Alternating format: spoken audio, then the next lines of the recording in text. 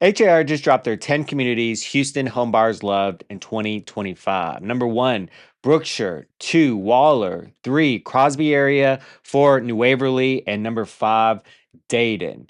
And I'm going to say something that will sound controversial here. And I don't believe most homebuyers fell in love with Brookshire, Waller, Crosby, or even Dayton. I believe they fell in love with what they could afford. And that's no disrespect. That's just economics, y'all.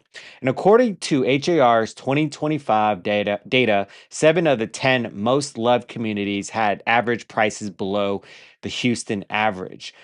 And in many of those fastest growing areas, new construction made up the majority of the sales. That tells you something. We got builder incentives, lower price per square foot, rate buy downs, more house for the money. And that's not romance, that's just math. Because when I talk to serious buyers, like families building careers, raising kids, protecting time, they don't say, I can't wait to commute 50 minutes into town. They say, I want to be closer in. I want trails, walkability, restaurants, energy, things to do on a Tuesday night. And look what's happening on the inside core. Downtown is investing in pedestrian promenades, shaded corridors, restaurant activation ahead of the World Cup. Buffalo Bio Greenway is expanding connections between downtown and the Heights Trail system. That's intentional lifestyle infrastructure. So here's the real question.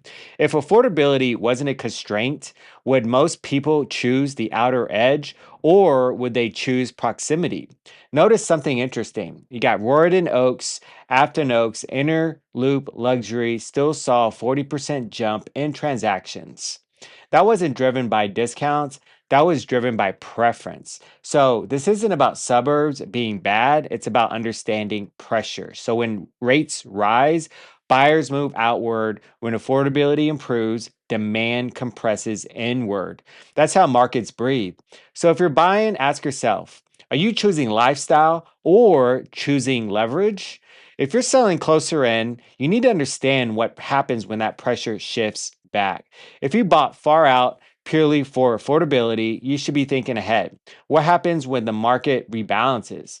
There's no wrong answer here, but clarity wins. If you want to understand which side of that equation you're on, urban core versus affordability driven expansion, let's break it down strategically because the people who understand migration patterns win before the shift happens. Talk soon.